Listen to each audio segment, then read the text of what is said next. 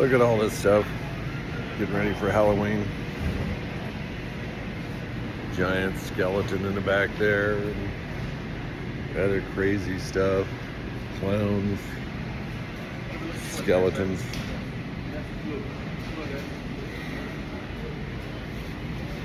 Boxes of them. All keeping China happy.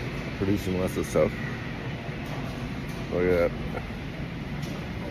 Here's an interesting character. And boxes. And more howling dogs. Now the interesting thing is a lot of people think Halloween's pretty harmless. I grew up participating in Halloween myself.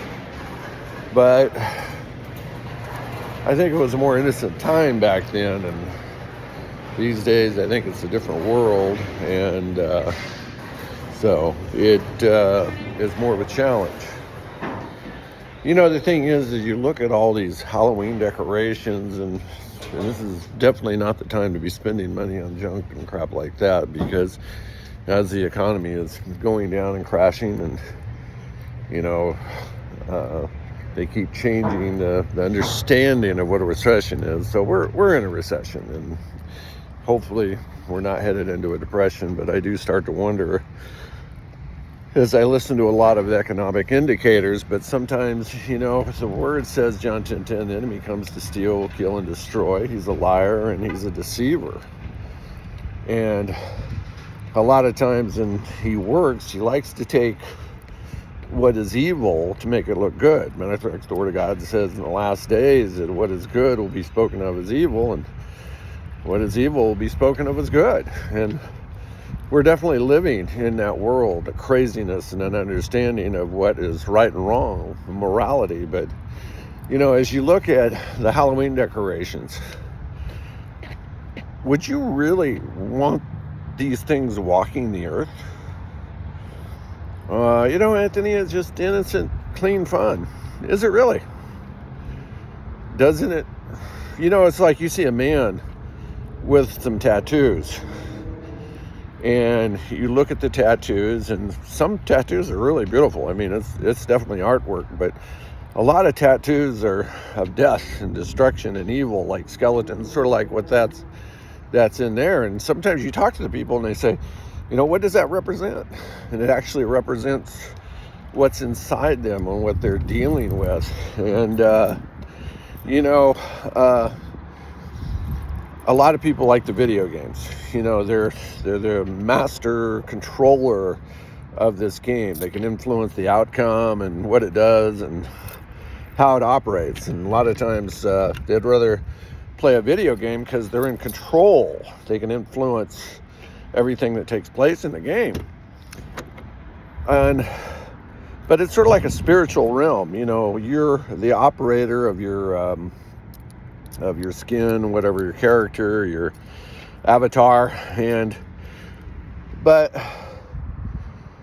a lot of people don't realize in this world, for we wrestle not against flesh and blood, but against principality, powers, rulers of darkness, and high places. And so this is a spiritual warfare, even in this world. And Halloween, a lot of these creatures do exist. They just don't exist in this world. I do believe they exist in the demonic world.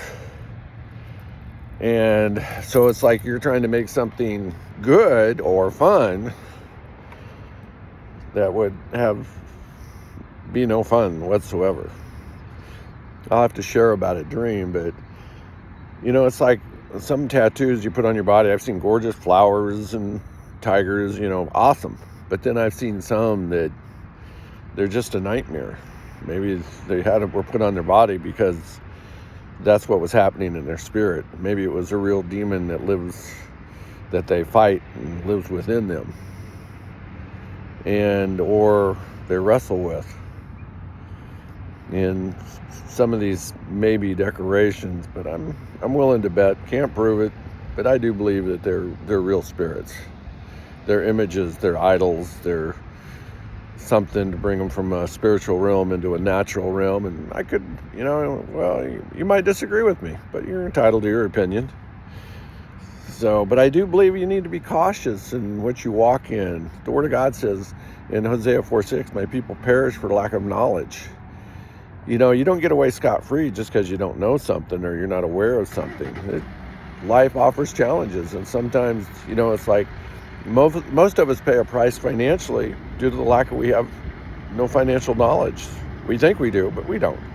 We're being manipulated by the financial markets and everything all the time.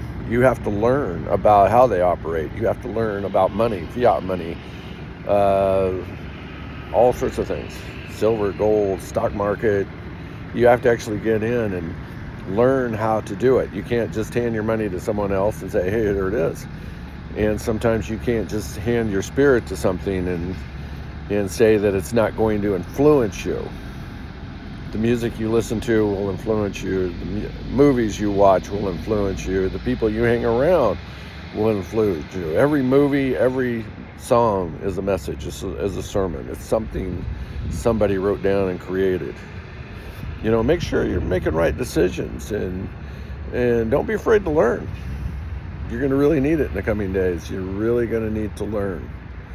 Knowledge is going to, and even and I don't mean the knowledge you get out of college, because a lot of times some of the college professors I met, oh my gosh, I look at them and I'm thinking, well, I know why some of our students think the way they do. You know, it's because they're taught.